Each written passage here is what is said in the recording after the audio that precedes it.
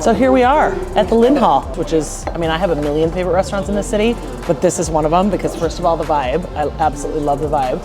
And second of all, the food. So one of the things that I do anytime I sit down at a restaurant, regardless of if I've been there before or not, is I look through the entire menu because I want to see, even if it's like got a section of sandwiches and I'm not going to have bread on sandwiches, I'm looking at everything that they have in the menu because I need to see what they have in the kitchen. That's really what I'm looking at because I'm going to add this, sub this, put this on, take this off. So that's really why I'm looking at everything. So it'll take me a minute here, but they've got a bunch of fun options. So I'm excited. So I think I want to do the heirloom greens salad, but I don't want that rosemary apple vinaigrette dressing. Okay, awesome. But on the side regardless. And then if it's vegetable oil, I just want a side of olive oil instead. Okay, and then can I also get the sirloin steak on the salad? And then I want a side of the Peterson thick cut bacon. Awesome. That sounds so good.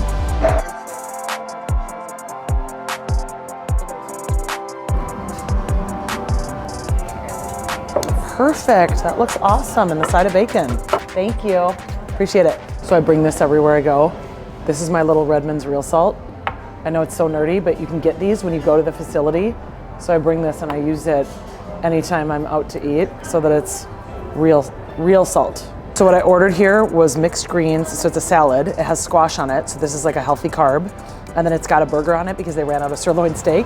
So I asked them if they could just put a burger on it instead. So that's what they did. And then I have a side of bacon. So this is all about what I say all the time.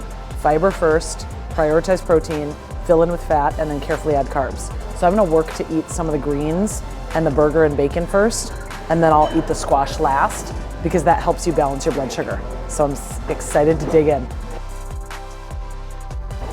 One of the things is I didn't order any dressing on the salad. And the reason I didn't is I asked if their dressings are made with olive oil or some other oil.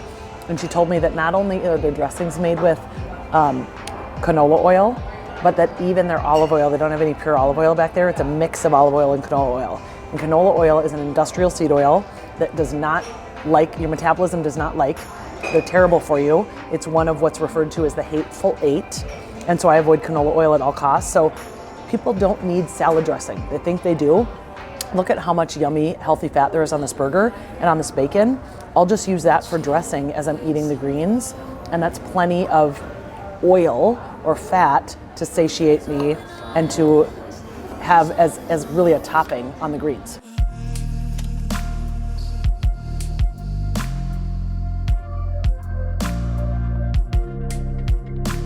So the other thing I should mention is I'm breaking my fast with this meal. So I've been fasting for 16 hours. I use this Zero Longevity app just to track what my eating window is each day. So last night I got done eating at 7:14. Some nights I get done eating at 5:30. Some nights I'm not done eating until 8:30. But I try to be somewhere in that window of 5 to 8 ideally. And so rather than have to think about, wait, what time did I finish eating last night? I just hit start fasting. And now that I'm eating right now, I'm just gonna break my fast. So then it shows me, okay, so you made it 16 hours and 8 minutes, which is perfect. And I like to do that a few times per week simply because fasting is so good for you. So I'm gonna take my supplements. Usually I take them about halfway through the meal, but I forgot. So I've got this whole offensive bag here, and the only reason I put it in plastic is because I just packed it before I left my house and threw it all together. So I'm very aware that this is an offensive number of supplements. I'm very aware of that. Do I need all these? Probably not. Do I take all of them because they make me feel better? Yes. Whether that's psychosomatic or actual real.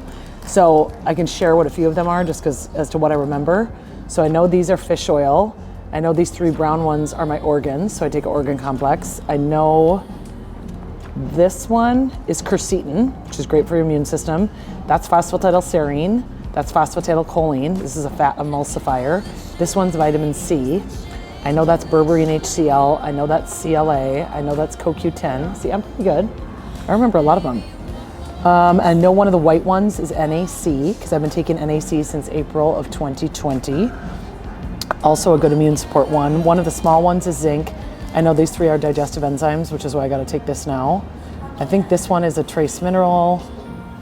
One of these white ones is also my vitamin D. So I take 5,000 IUs of vitamin D every day, and then I also take a vitamin K. So I know it's scary, but I can get almost all of these down in one fell swoop. Okay, so let's see. Hang on. So silly. I'll do it in 2 chunks. 2 chunks. Hey, that was 1 chunk. Just load them up. I'm very aware how silly this seems, but it makes me feel better. Ta-da. Pretty good, huh? So now I got my sups in. I'll just feel great today. Lots of energy. Super excited about it. Vitamin D. So there's 4 fat-soluble vitamins. There are vitamins A, D, E, and K. And D specifically is kind of the critical one. And a lot of people have been talking about that since the last couple of years. So vitamin D is referred to a lot in the literature as a hormone precursor. So we need it for tons of different hormone function. I have a lot of clients who hire me because they want to lose weight, and I get a lot of their vitamin D levels tested, or I just put them on vitamin D right away, especially if they live anywhere in the northern latitude like here in Minnesota and in the winter, because we need more vitamin D. So my vitamin D levels, because I take so much of it, have arguably been too high over the years, but I like to keep mine kind of in that 80 range. Really good vitamin D levels are somewhere between 50 and 70. So I always aim for like a sweet spot of 60 with my clients, but it is horrifying to me how many people have vitamin D levels of under 30, under 20. I had one client who tested with vitamin D level of 9.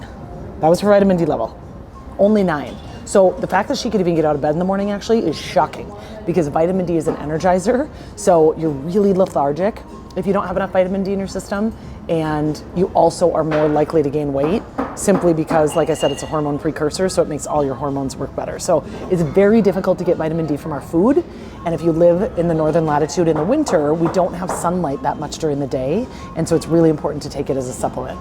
So I recommend high quality vitamin Ds, but I do all supplements that are pharmaceutical grade. But really, when it comes to vitamin D, anything is better than nothing. I wouldn't say that for all supplements, but for vitamin D I would, for sure. So I recommend 5,000 IU per day for most people. Ooh, that's yummy.